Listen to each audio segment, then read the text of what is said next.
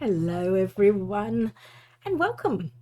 Now this is an unboxing video, the very first that I've done, and hopefully only one of many. So I hope you'll bear with me while I do this. So this will be a video, unbox, swatch and a review. Now my name is Doris, also known on social media as Harmony 1965 on Twitch, and I have a business, Nostalgia Art Portraits. Now I'm a portrait artist from Australia, and I generally do a lot of pen and ink and watercolour paintings. So most of the time the watercolours that I use are liquid watercolours, but I saw this advertised on an online shop called Temu, which is similar to Wish, and it intrigued me, and I've been wanting to get one of these for a while. So what this is a fold out palette, similar to the picture on the box here, and it contains 60 colors, and the idea is that it all folds out. You can take it with you when you go on your travels and use it to paint and things like that. Now I'm not sure how good this would be for taking on travels, because it does feel a little bit heavy, but the price was reasonable and I was intrigued. So this is a Ningbo Superior brand, and there are other brands out there similar, but I think they're just reboxed. So this one's Superior Color Cool. I'm going to open it. I have opened this before, but only so I could get out the color swatch. I know there's a color swatch in the box, so opening the box, sliding out what's in here. So I'll put that to one side. So in the box you get this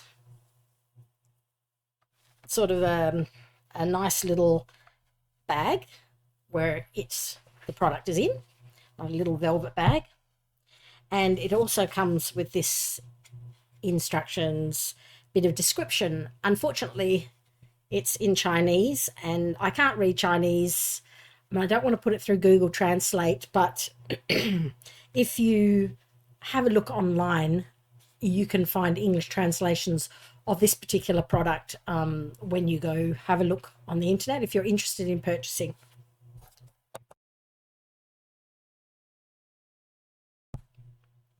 So if you open up this, it actually has a color swatch paper, and normally I would do it on a bit of watercolor paper, but since this is included, what I've gone ahead and done, I have a look online and I have looked for unboxing videos where they were swatching the same product, and I found one. Unfortunately, there was no, I've looked everywhere, there's no actual color chart for these particular range of products. There's no translation of each color other than if you look, let's see, you see, I'll just sharpen that. So we have the colors numbers and then the Chinese name for the color. So I went and translated every single one through Google Translate, and hopefully I haven't got them wrong to see what each color was, because if you're an artist like me, you like to know what the colors are called, other than just looking at it and going, oh, that's an orange and that's a yellow and so on. So I have gone through and each one of these, and I've written down the translation of each of these colors. And what I will do, so as you can see, there's quite a lot, there's 60 colors, and I'll do a color swatch on this piece of paper once I get to that stage. So I'll just put that to one side for the moment while I unbox. Okay, so here we have the product. So when you pull it out of the box, it's like this, which is rather lovely.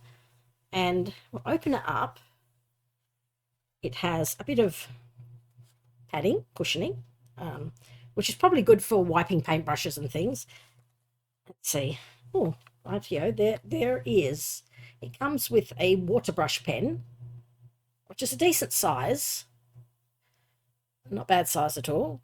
I won't be using that today. I'll just use a regular brush and water, but this is very good for traveling, so you could take that with you. And then this one here, pull it out of the box. Now, as you can see, it is a very lovely colour. So this is the yellow. It comes in mint, green, a light blue, I think, a yellow, and I believe a grey or I'm not too sure. I saw this colour and fell in love with it. I really like this golden yellow colour. It doesn't really do it justice. I'm using a few studio lights, so it tends to make it look a lot lighter than it is, but that's what it looks like. It's a little bit like a mobile phone, but a very hefty one. So it's got a little strap and if I can get my fingernails in here, you know, a ring for, you know, putting your finger in, and then you can fold it out and supposedly you can use it to paint. Now, what, oh, here we go. So firstly, you get this.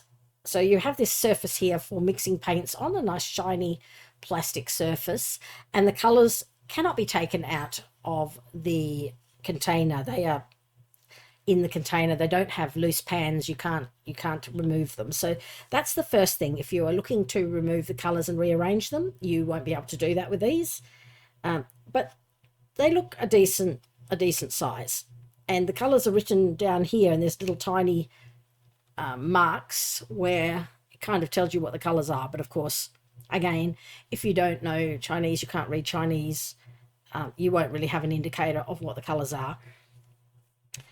Now, I'm guessing from the previous unboxing I've watched online before about these, with the spot where you can hold it here, by the time you fold everything out, it actually becomes quite heavy. It's a little bit of a decent weight, so there's a bit of heft in it. So I'm not sure it would be ideal if you were doing plein air painting to hold it and then, you know, have without the and also be able to access the paints. But if you just had it down on a table or something like that, I think it'd probably be okay. So at the side here, there are these, they slide out. So in here, I'll put this down so it gives me a bit more room. Fold that in. You have on one side, folds out, and you have two, so it's a bit like a butterfly effect thing, folds out like this. That's one half of it. I'll just zoom out so you can see more of the screen. So here you are. These are some of the colors, so that's half of it, and the other ones come out this side. So as you can see, there are 60 colors in total, and I can hardly wait to try them out. So here we have all these colors here, the blues, greens, yellow shades. These are macaron, known as macaron colors. These ones are your metallics, and then you've got, you know, your brights and things like that, almost practically neon. So I'm going to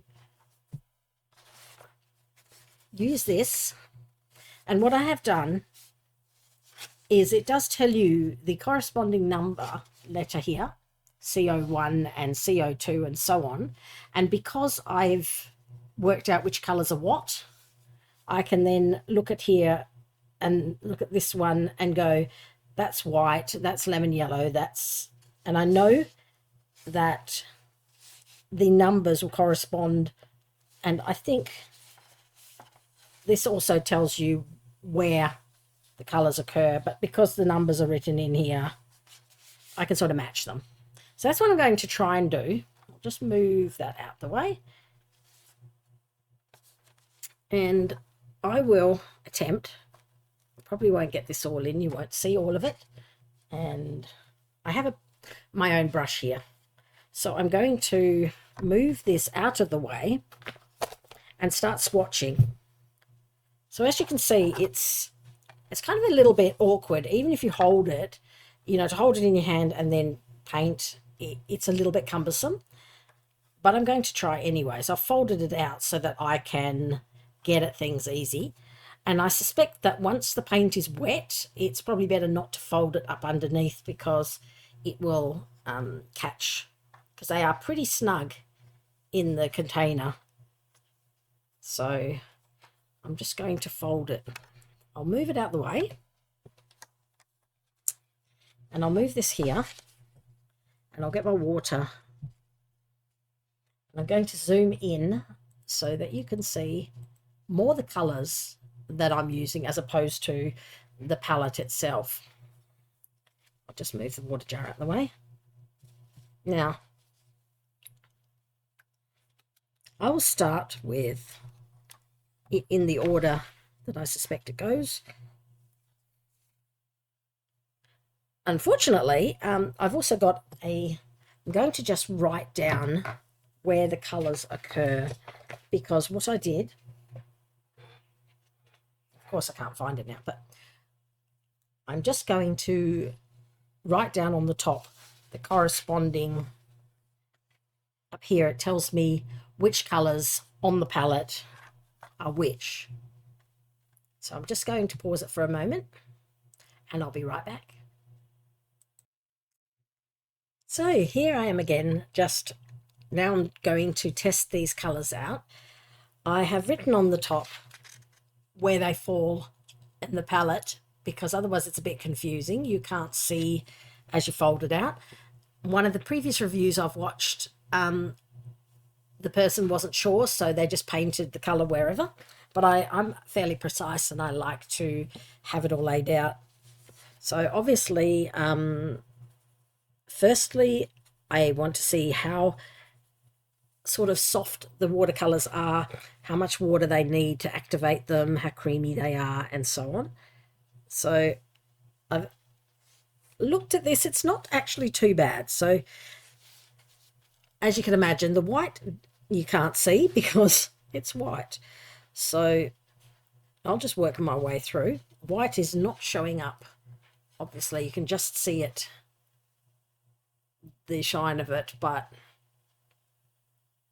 it's obviously not, it's not going to show up on this paper.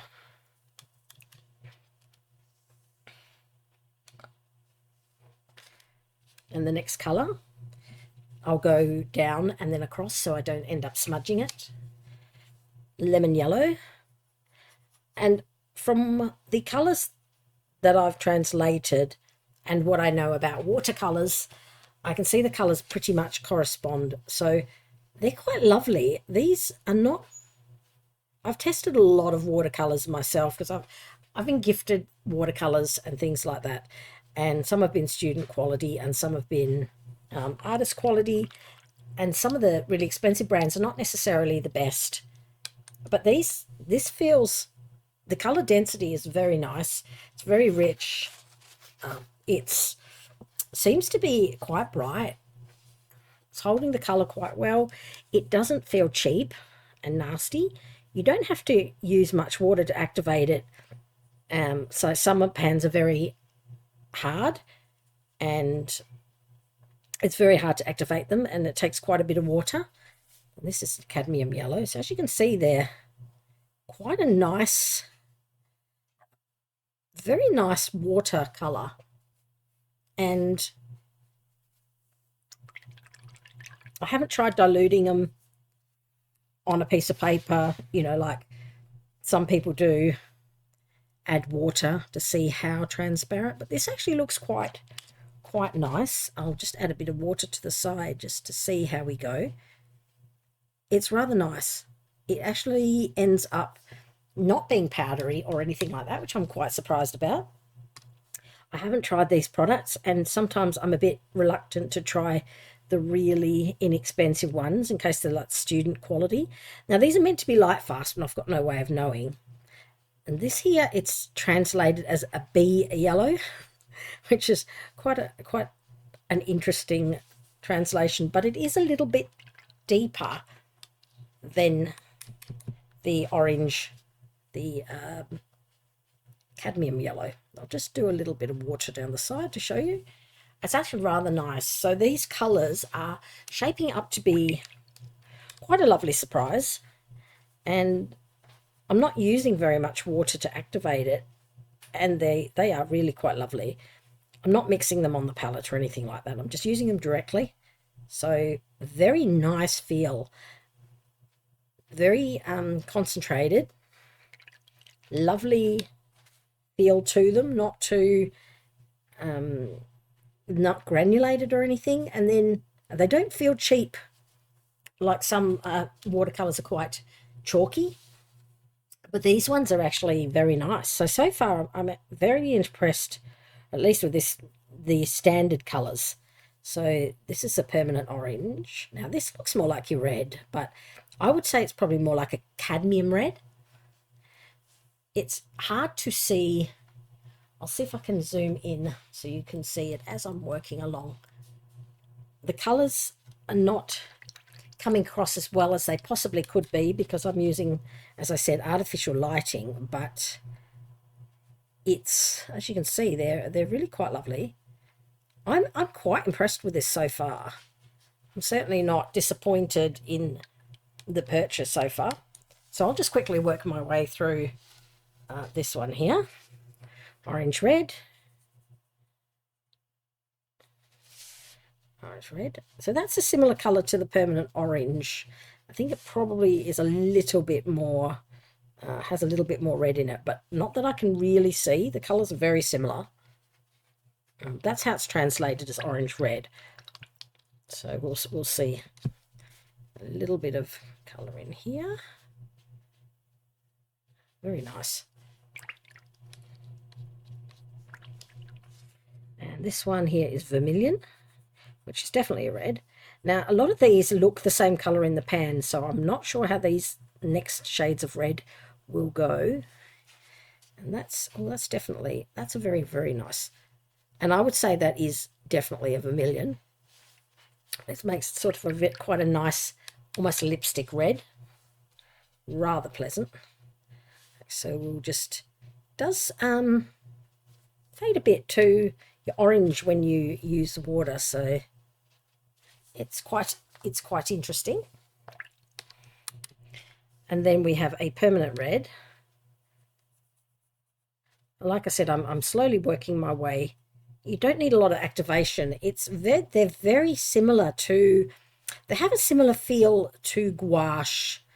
I have some Kuretake Ganzai Tambi gouache, and it's sort of creamy, has a creamy feel, a sort of buttery kind of consistency. And these watercolors feel very similar to that. Now the red is not quite as, I mean, it's a bit more staining by the looks of things, but this is my permanent red, which is rather lovely. I'm actually looking forward to using these because the swatch they give you is quite a generous size, so you can swatch quite well. Like I said, I'm not using a lot of water on it, so it's almost pure color, so you can get an idea. Now this is supposedly magenta. I wouldn't pick this as a magenta color really. To me, magenta is kind of a bit more pink, but each watercolor set has its own. I'll just dilute it a bit and see if we get more of a, possibly, but I wouldn't personally put this as a magenta. It's not really, to me, not really vibrant pink enough to be a magenta, but it's a nice color. This is a rose. There is, I think if you dilute it a bit more, you'd probably find it is more the colors that they say, but it is still, there are still enough variations between the colors for it to be, you know, to be able to say it's a different color. Now this one's interesting. The next one on the palette looks sort of plummy. This is a madder red, just rather nice. So this one, just move it up so you can see. So far, I'm really liking the colours, and I would really like to, looking forward to trying them out. So far, these are the colours on here. The under natural lighting, you'd see these are actually quite, and I will post a picture of this swatch sheet so you have a indicator of what things are, what actually colors they are in the orders they are, in case you want to use it if you purchase some of these products. Now I'll just put this down. This is, as you can see, I've only used a tiny little bit. That's that color. That's the first one. I'm going to use the next one, and I'll just have to move things out of the way. All right. It's quite tricky.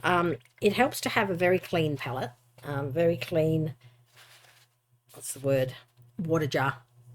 It's a rinsing. So the next bit is, these are an interesting combination, these next one, because we've got a Mars purple and a yellow green. Now on the palettes they look like that, and this is your Mars purple and yellow green, and that's how I can tell which ones belong where, because you can go by the name, whereas if you just had the symbols or the numbers, you might get a bit lost as to which color you're actually looking for on the palette. And it really helps for it to be clear, especially when the dried colors don't look anything like the wet ones. So I'm just going to quickly, I'll try and be reasonably quick, this one. Now this is Mars purple. Now, oh, that's a rather nice color. So this is kind of like almost like a dioxazine purple, or a very kind of plummy purple. It's rather nice, and I'm quite impressed with all of the colors. Actually, I haven't found any reason so far to like disparage this set.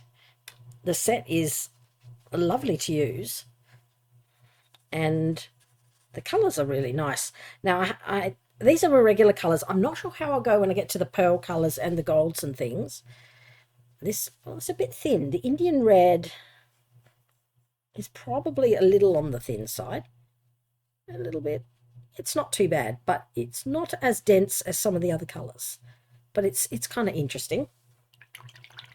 More your browns, and I'll try and do this quickly, and they dry quite quickly too, which is nice. And so I'm trying to do this quickly so you can see. Oh, beautiful yellow ochre.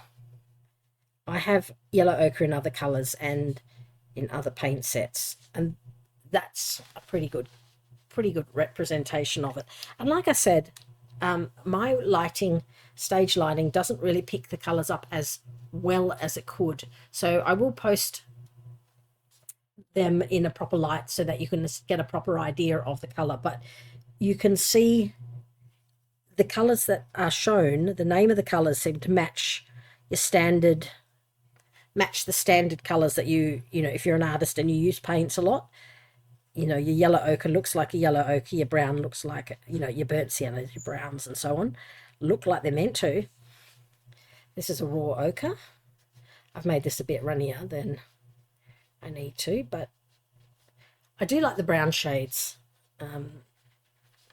But you do get a bit of granulation in the browns, but that's fine too. I'll just spread it out a bit because I'm going a bit smaller than I need to. And then we have a red ochre. Now, with the raw ochre and the red ochre, the color stayed in Chinese. One was Loess, Loess, and the other one had another name, and I wasn't too sure of the translation. But when I looked it up, the actual name Loess, I found that it was a rock samples, like a red brown rock, like a red ochre. So I assumed well, I assume that that is sort of the colour, that's what the colour is meant to be, like a red ochre. And it does sort of look like a red ochre. So I went with that. And hopefully, apologies to anyone who understands the language if I've got the colour completely wrong, but it did look a lot like the description. And here we have a Van Dyke brown. Not many painting sets come with a Van Dyke brown, not as a standard, but it is a lovely, it's almost like a burnt umbery colour. But it's actually a rather nice colour, nice dark, deep brown, almost chocolatey. So here we go, make that a bit, it doesn't lose too much when there's water added, so it doesn't granulate too much, which is rather nice.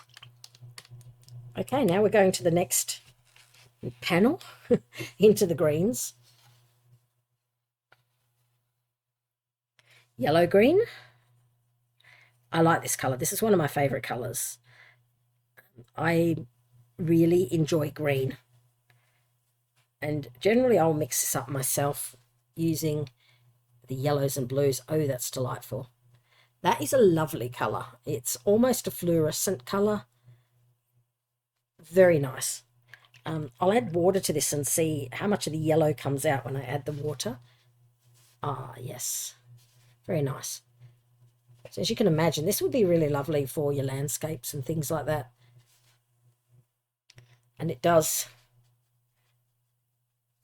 come across really nice. That would be a good blending colour for leaves and things like that. It's nice. It's very, very nice. Now, this one puzzled me a little bit. It's called Durable Green, and I've never come across Durable Green, but it might have lost something in the translation.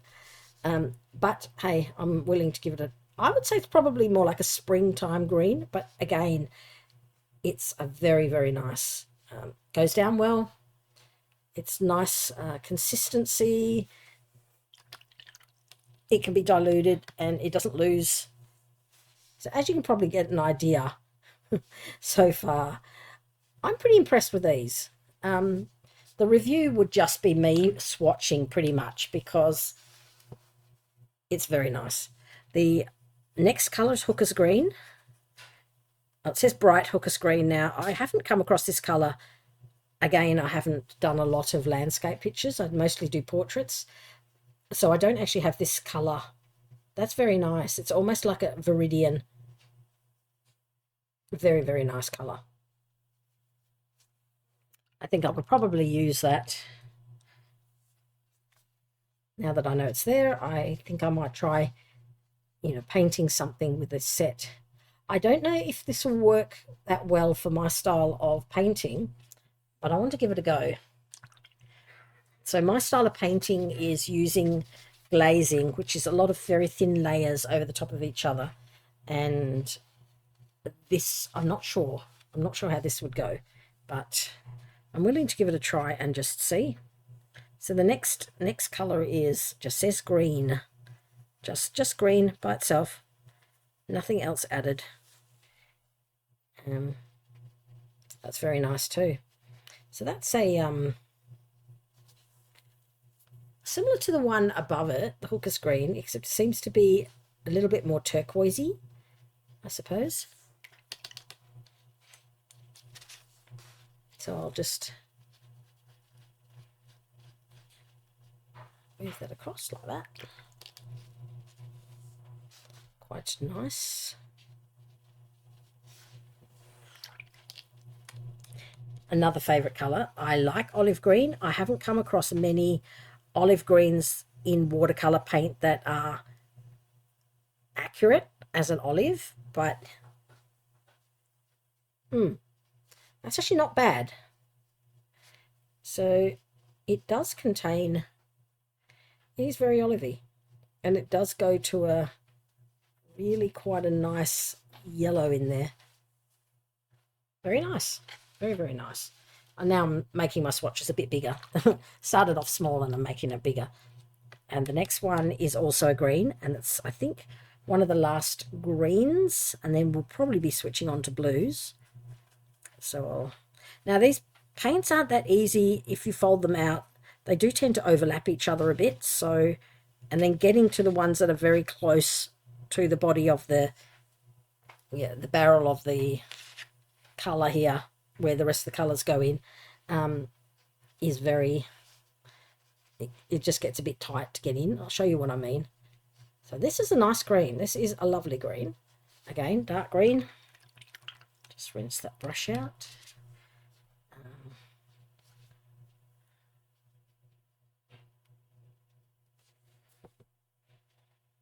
Very nice green. Now, what I was saying about these colours here. So, as you can see, when you fold it out, it only folds out so far. And these ones are fine up here because you can still get to these.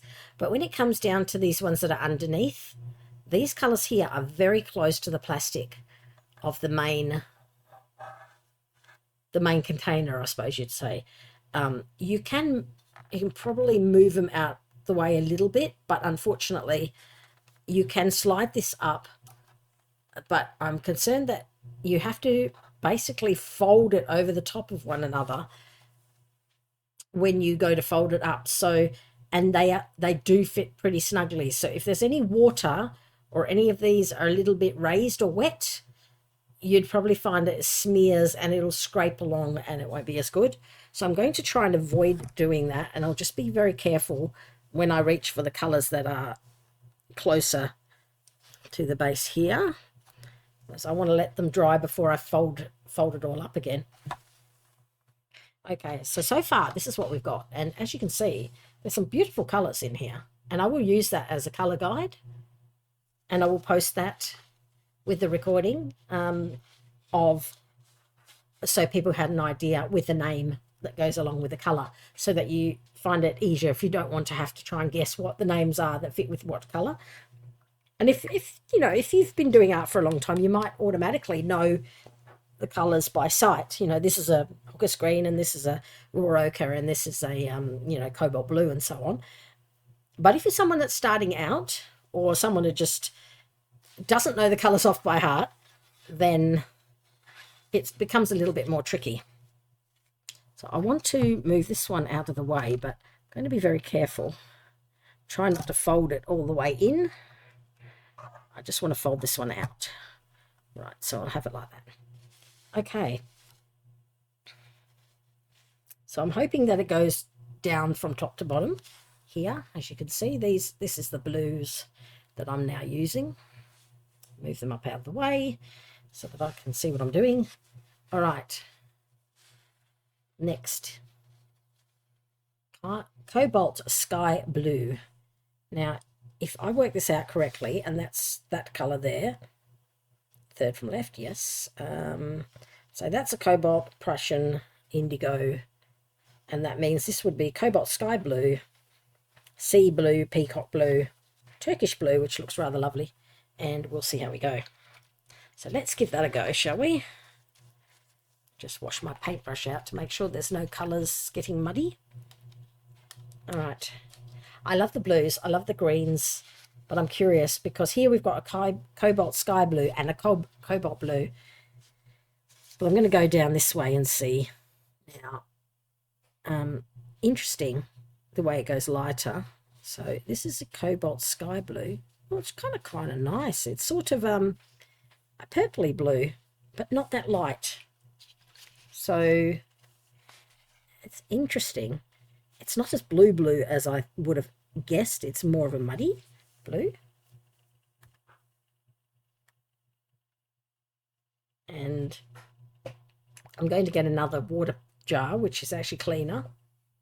So bear with me a moment.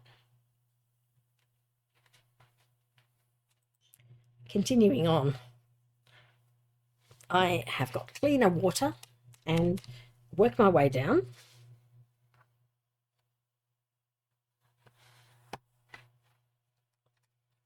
Let's have a look here. So that was a Cobalt Sky Blue. This is a sea blue. Ooh, that's lovely. So there you go. I've used quite a lot of water there. That's how I would imagine a sky blue to be. but that's rather a nice blue. Sea blue.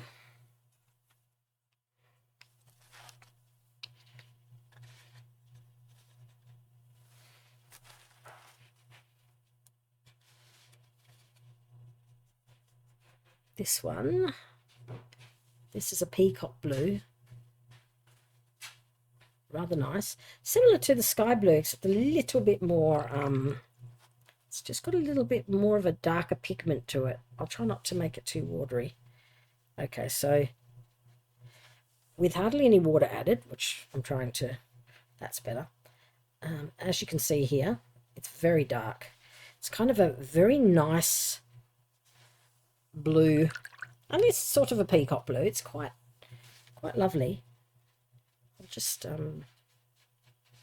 move some of it across here so that you can see what it looks like with borders added.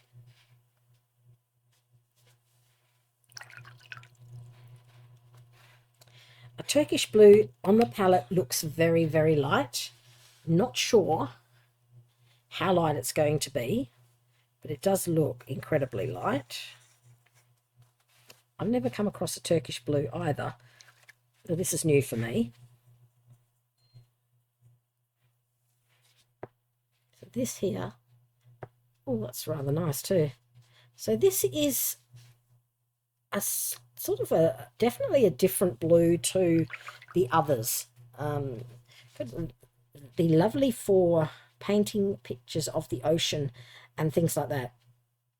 Definitely a good watercolor set for landscape painters, for doing, you know, seascapes, landscapes, sunsets and so on. Not too sure yet if it's going to be ideal for me doing portraits, although I do use a lot of colors in my portraits, so it's entirely possible. Now this next one is French ultramarine. I haven't used this one before. I don't have this in any of my other watercolor palettes, but oh, that's rather nice. Okay, so I do like this one. This one, I do have ultramarine in my watercolor palette, but every ultramarine seems to be different depending on what brand. This is rather a nice one, and I do think it's quite lovely.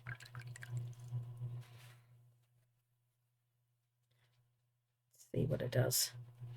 I could see myself using that one. I like a good ultramarine blue.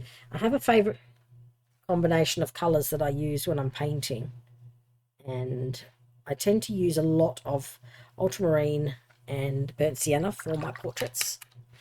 So this is definitely one of my favorite colors. Now phthalo blue, which is also beautiful for seascapes. Those of you who do seascapes.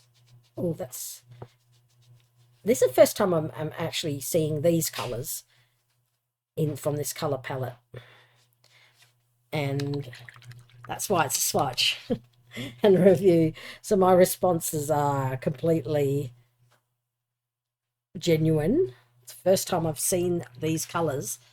It's the first time I've tried out these colors, so that's rather a nice blue. I like phthalo blue. Phthalo blue is really nice. Beautiful. And as I said, I will post these because the color here, the light I have here does not really do the colors justice. So far there's they look very washed out here, but as I said, I will post them and then you can see what they actually look like under correct lighting.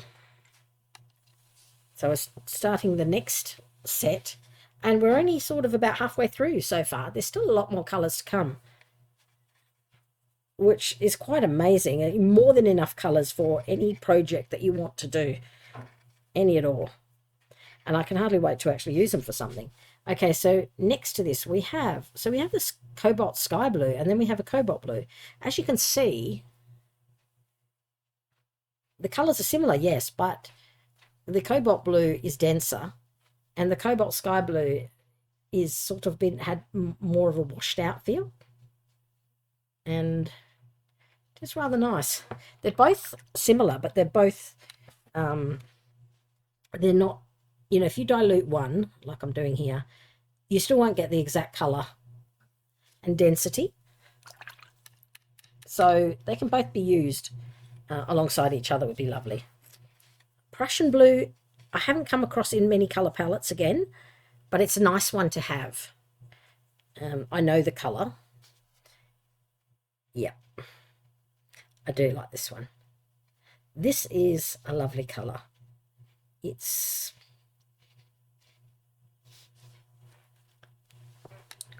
a beautiful, beautiful blue.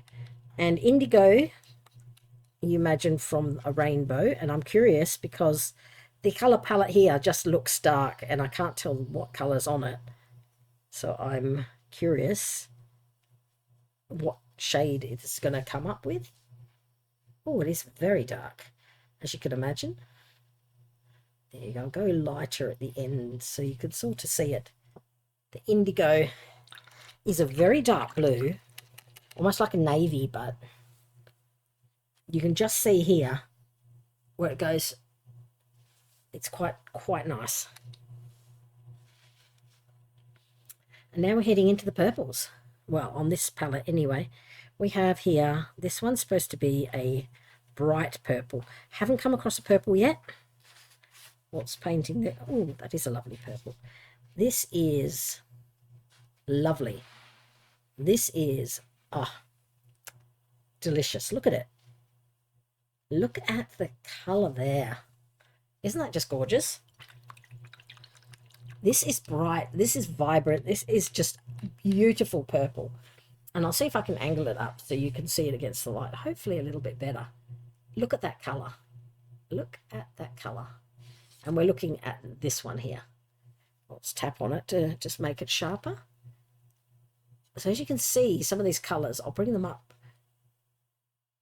So there's your cobalts, your sea blues, your Prussian, peacock blue, indigo, Turkish blue, which is sort of this lovely turquoisey colour, that delightful purple, ultramarine phthalo blue, and then we have a pine grey, not sure what shade of grey that will be, and then a black. Now black is black, so I'm curious as to whether pine grey is actually a grey or whether it is a or whether it's sort of a no, that's quite nice.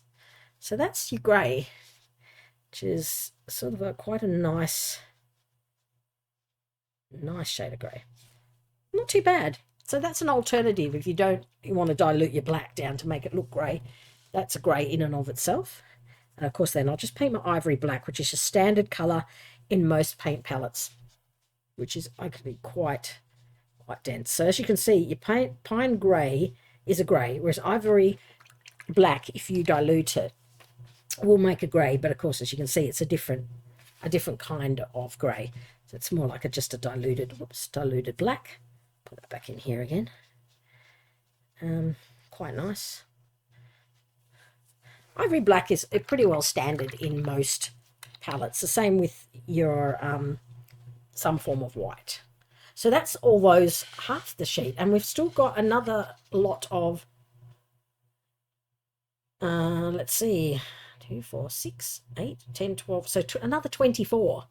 This is only the first lot which I've swatched, and I hope everyone is enjoying themselves, and I'm going to get the next lot ready. And I'm back again. I'm now doing the next lot, and it is, I've discovered, quite difficult on a small area like this to have enough room to spread out this color palette, because it does spread out quite wide, and so it's not exactly easy. If you've got a lot of room around and you can spread out, then that's fine. If you've got small limited space, then it becomes a little bit more tricky. So what I've done is I've gotten some clean water to test the next lot, and now we're on to the the skin colors, and where we start getting into the macarons, that will be later. No, these are the macaron colors down this side. supposedly. And down this side, we have the, what do they call it? Metallic. So that's going to be entertaining. So I'll start with this one. Now, being a portrait artist, I am reluctant. Well, not reluctant. I just find it very difficult to endorse anything that says it's skin colored, because I tend to mix up my skin colors. So I'm going to, I'm curious as to what this is. This just says skin color. Now, as you know, there's lots of different skin colors. So I'm guessing it's sort of a peachy. That's actually not too bad. It's like a creamy peach color. Good for a sort of some skin colors. As a base, it'd be all right. It's sort of a nice mixed up shade of pink and orange. It's a nice base tone, but I tend not to use a flesh sort of color because skin is completely different, and you could mix other colors with it. But it's a good base. It says skin color. Yeah, I would say it probably is close to. So I'll let that one go. The next one says cinnamon, although the color here on the palette is sort of a pink. So I'm not sure. In my experience, cinnamon's sort of a brown. So then again, this is supposedly a macaron color, what they classify as macaron. So okay. So this is not cinnamon. Well, not what I would consider cinnamon anyway, but it is a nice sort of a pinky pink color. Whereas that one is sort of a more of an orangey skin tone. This is your peachy skin tones. You could use it if you're doing illustrations and you're doing manga or something like that, anime, that sort of thing. You could just as an illustration, use this as a basic skin tone, I guess.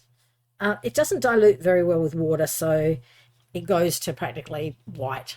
But if that's what you're after, then that's all good. The next one is what's considered a cocktail red. Now, bear in mind, these are pretty much the pastel equivalents of each of those colours. And I wouldn't call this a cocktail red. But then again, like I said, it's a nice deep pink macaron colours. So the pastel colours, that they say that they are pastel colours. And I'll just do that.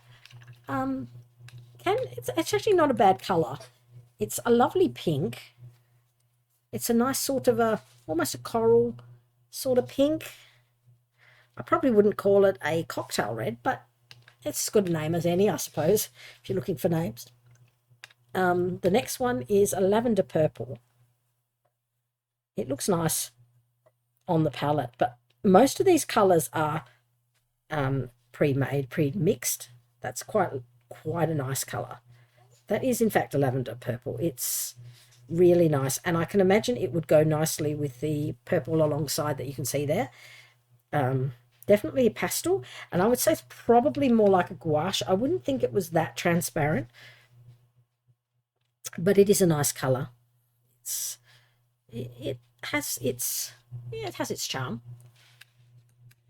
These are quite pastely compared to some of the other ones for sure. The next one is a light sky blue. And I don't tend to use pre-mixed colours. I tend to make them myself, but sometimes you just can't get the blue. Ooh. Now that's made me, that's given me a bit speechless. That is a nice colour. This one, very pale blue. And I've actually mixed it quite thick. I haven't diluted it too much, but it is a nice baby blue. It's a nice baby blue. Would be beautiful for landscapes and lovely scudding clouds, and just delightful, just beautiful dappled sunlight on pavement and things like that. It's a very nice colour. Baby blue, I would say. That's very nice. The next one is called Stone Green. And so I would, because that's probably more of a moss, but bear in mind, again, these are pastel colours. And I like green, so nice. Now this one, again, is a pastel-y sort of equivalent, kind of a very light version, fluffy sort of version of a green. I can imagine it doing moss on rocks, pictures of rocks and things like that. Could use it for that. Even, you know, seascapes or something like that would be nice, I think. All right, so they're the sort of pastel-y kind of colours. Again, the light doesn't really do it justice, so I would try to get a light overhead and show you it using, you know, a daylight globe so that you can actually see what colours they are. I'm on next on the metallics, so this is something I've been looking forward to trying out. So this one's called Deep Interference Yellow, and it's actually a gold and doesn't require much water to activate it, but let's look at that. Oh, that's nice. Metallic colors are always a bit hit and miss with, you know, I've had some really nice, I have some nice, what brand are they? Coliros and some Kuretake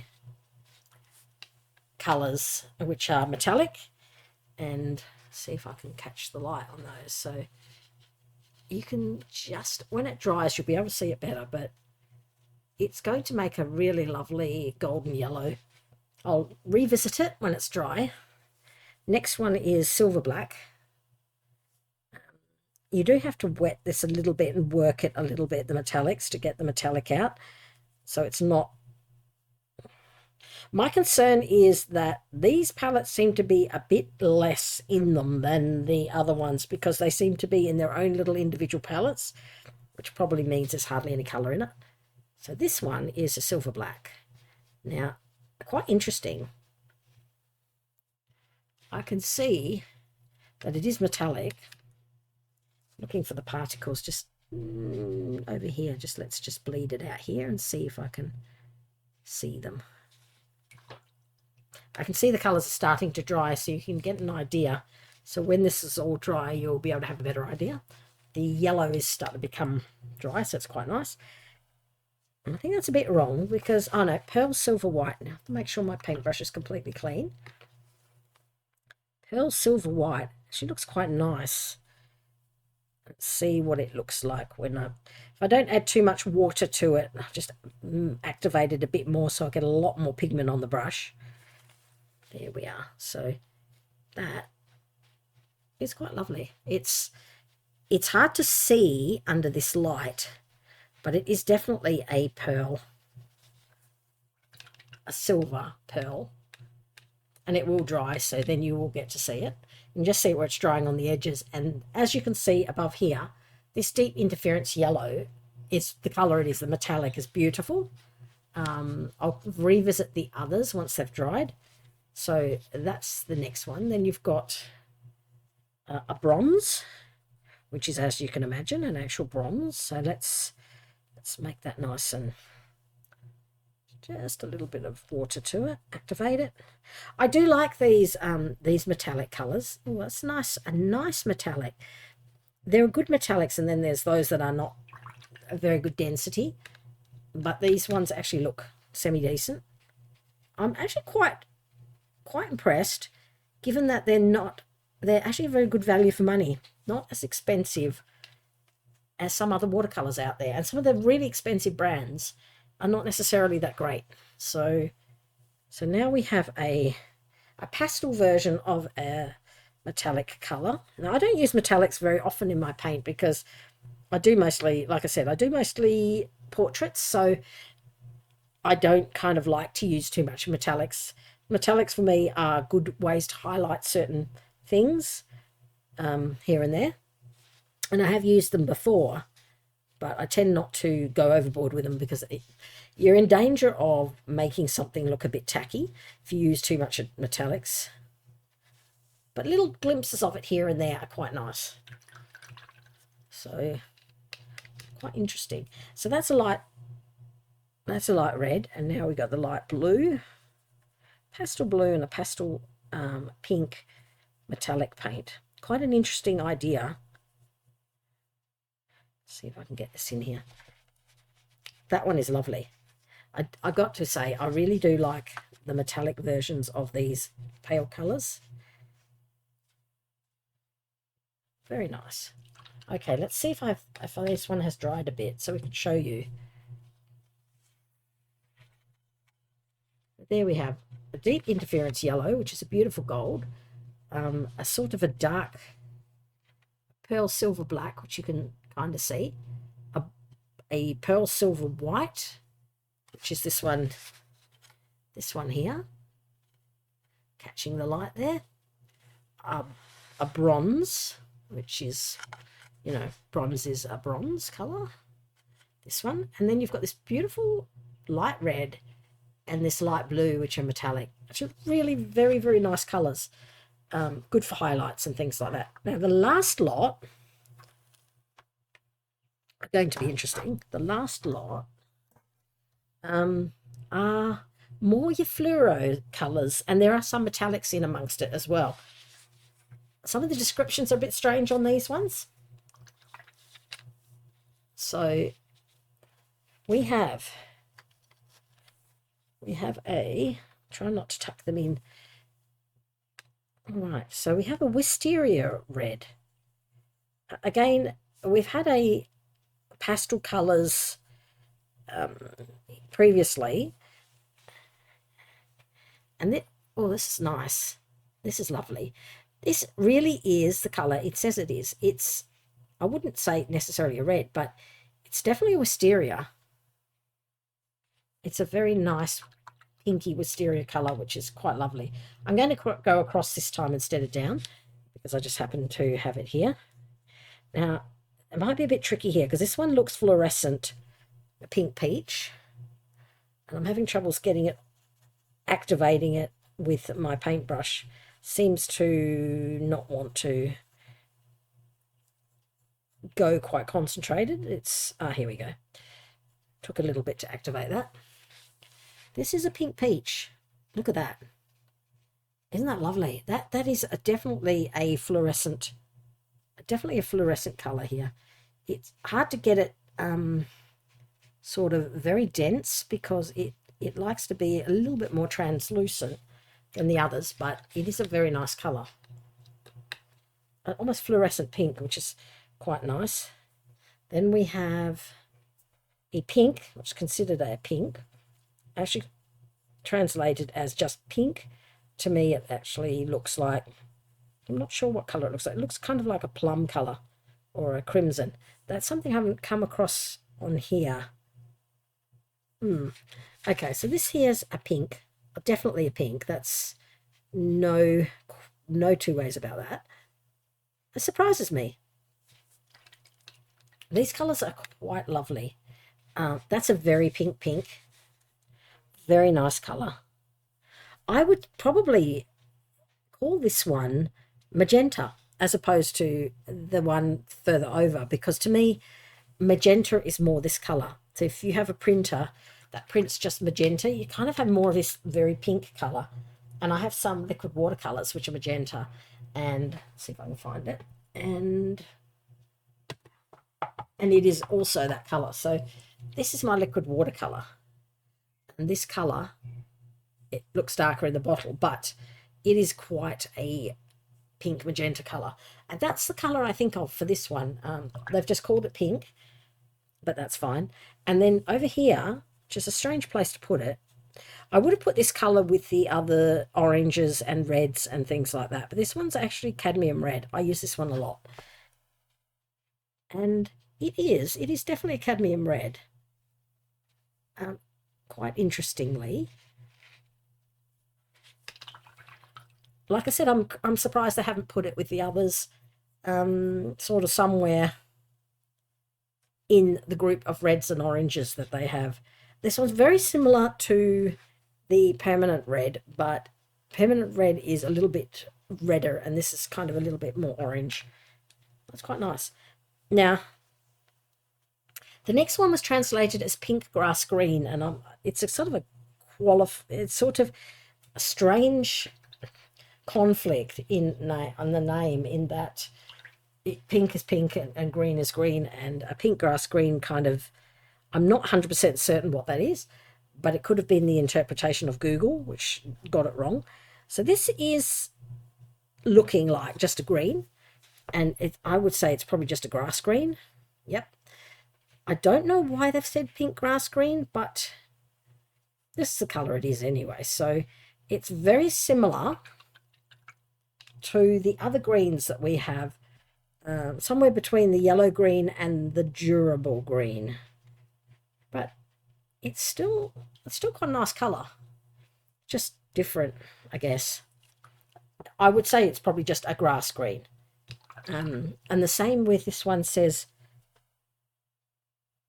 grey purple.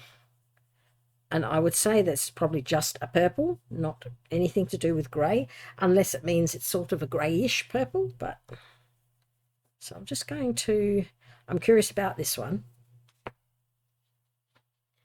Interesting. So this one is definitely an interesting, I'm not sure what colour I would call this one. It's called grey purple. I think that probably just means that it's a muted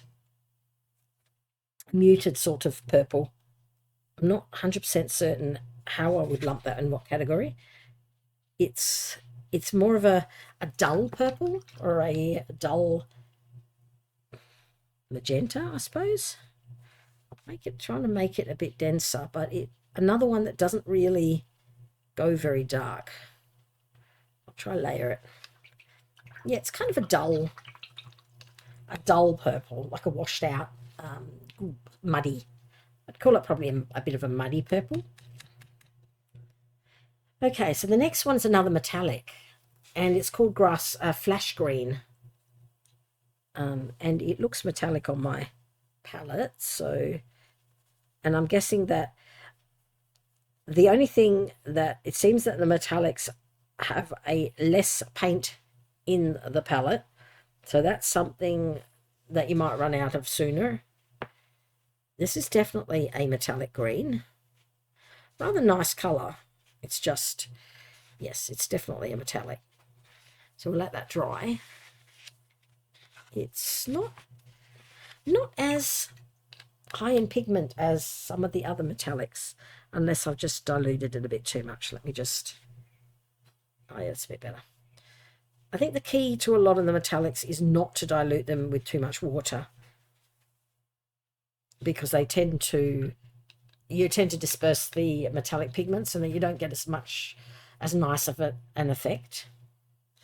And this one here, oops, I've still got some metallic on my brush. That's not very good. Okay, so this one here, sharp green. It's a sharp green. So let's see. That's rather nice green. It's not metallic, but it is a very, very nice green. Again, you've got a nice selection of greens, browns, blues, you know, nearly all the colors you need if you are going to take this out. And if you're going to, it's basically can be used for anything. You can probably paint portraits with it, but looking at the color, no, it's a nice, I would say it's probably more for your landscapes. However, on saying that, I do notice there's a lot of brown tones and a few skin tones and some blues. So from a portrait artist point of view, I think it would be a good color set to have as well. So last four, we have a metallic purple red. I'm trying not to put too much water in it to activate it, because it does look like an interesting color. Purple red. Oh, that's kind of interesting. Definitely interesting. It's not a color that I would use probably. A kind of a, doesn't look terribly metallic, but it is definitely a sort of a muddier version. On the palette it looks, on the paint thing it looks like quite purple, but when you put water on it, it's more of your muddy. I could imagine using this for some sort of tree bark or something like that. In Australia, we have some eucalypts which have, or gum trees which have this kind of colour. Salmon gums kind of have this colour in the bark, so it would be good for that, I think. Another one of my favorite colors, which is next, which is my burnt sienna, and I was waiting for that one to appear. And this one, yes, definitely a burnt sienna, a nice version of a burnt sienna. So I would certainly be quite comfortable using that. And the good thing about these is they're not too granulated, so you don't lose a lot of it, depending on how much water you add. Okay, so the next one in interpretation just said dark. Didn't say dark what, it just said dark. And I'm guessing, because it looks like it's a metallic, that it's kind of a dark grey. It's like a very dark, not like the silver black, but I'm not sure. It's kind of like a very dark, interesting. So it's more like, actually, I'm not sure what it's like. It's quite interesting. It's a dark colour. I guess the description is spot on. It's not a black, but it's kind of almost like a metallic black, or a pine grey, which is dark. Not the same as the silver black, but if it were a bit more blue, I'd call it a Payne's grey, but it's not. And the last but not least is a purple. Now, I'm curious to see whether this is the same as the bright purple or it's just another purple. This is the last of it, the last of the colour swatches. So I'm going to just make sure I get this one, a nice coating, purple.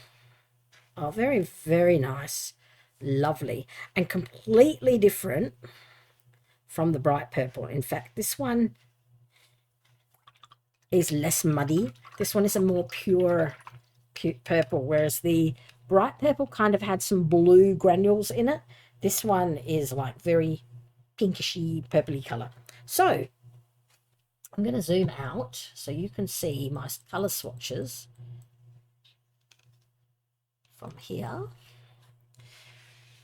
There you go. So these, oh, I must have to zoom completely out to show you. So, oh, here we are. These here are all 60 of the colours that have been swatched, and as you can see, they're very vibrant and they're quite dense, so they're quite concentrated colours. They're not chalky. They don't feel chalky. They've gone on the paper really nicely. When you dilute them a bit with water, they've come up quite nicely. They haven't granulated too much. The colours are very nice and very nicely picked out and pretty accurate to the description that they're meant to be. After I Googled a translation for what each colour was meant to be. So for those of you who are interested, and I would definitely recommend this set for anyone who is interested either in just messing about with watercolors, you know, trying them out, seeing what watercolors can do. Anyone who has a bit of experience in, or even, you know, whether you're a serious professional artist or starting out, students even, probably wouldn't recommend it for very young children because the colors would all get muddy together and they'd fall out and things like that. I have no complaints at all about how it arrived. It was packaged well. None of the paint colors cracked, and I read some reviews that said the colors were cracked and they didn't pick up paint and all that. But I've been lucky and I haven't had any problems at all with this one. It arrived in a very good condition. It arrived fairly quickly. I'm not disappointed at all. And like I said, the colors are absolutely delightful to use. Good watercolors. Now, I don't know how light fast they are and whether you could use it for a serious painting to hang on the wall if it gets faded. Uncertain about that. I haven't tested for that. But as far as the colors go, very nice. And as I said, I will be putting images of this down. Also the swatch card with just the names and one with all the colors on, so that at least if you decide to buy these and you have this color swatch and you decide to color swatch the card, and it's a good idea because the paper's nice and you can fold it back up and take it with you, tucks into the pouch. And then you've always got a reference of, you can kind of get an idea of when you fold it back up, what colours where. So again, I'll just bring those colours out. So these here, I have folded some in. So there you go, where I will just, let me just zoom out even further. These are the colours. So you can kind of get an idea with the colour swatch what you're looking at when you see it. So obviously they're all the white. White is at the top, therefore it's this one. This one has the green, therefore it's that one. These ones are the blues, therefore it's that one. And you can have an idea because about fourth of the way down you have this lovely Turkish blue colour, which is lighter than anything else on the palette. So you kind of, if you use common sense, you can work out which of these belongs to which swatch. And the same with over here. You know, you've got obviously got your these pastel colours, which you cannot really mistake over here because the colours are the way they are. They look exactly the same on here. There's no mistaking them. And with these ones, the same thing. You know, you've got this, these lovely, you know, the hot pink and things like that. It matches, pretty much matches. So apart from a few of the blues, these two here, where you might sort of get a bit confused, I know I did, they're nice to use. But like I said, if you're using them on a desktop and you have it all like this, it's easier if you have a large desktop and you can just put them down, you can reach over and use them. I think if you use the ring, I'll just hold on to it makes it a little bit lopsided and it's just a little bit too heavy. But if you're happy to do that, I probably wouldn't, but I would be tempted to take it on. I'll definitely take these on holiday with me, but not for plein air. I would take it just for the convenience of it, and because it folds up and it travels well, and it's in a little pouch and it has a water brush. As I said, it has a water brush with it. It's good value for money and you get a lot of colours. I have other travel sets and they're more expensive, and some of them are frankly really expensive and not even as nice as these. So that is it. So if anyone wants to contact me, they can, I'll be posting this on YouTube. So you can, I'll post links down below for all these different things, and also extra pictures if I can, and links to my social media. So if you want to check it out, you can. And if you like the video, subscribe or push like, because I do plan on doing many more of these. I have some lovely Bombay Indian inks which I received, and I would like to test them out because I have not used Bombay Indian inks. So thank you so much for watching, and as I said, if you like this video, like or subscribe, and I hope to see you next time I do another one of these. Thank you for watching.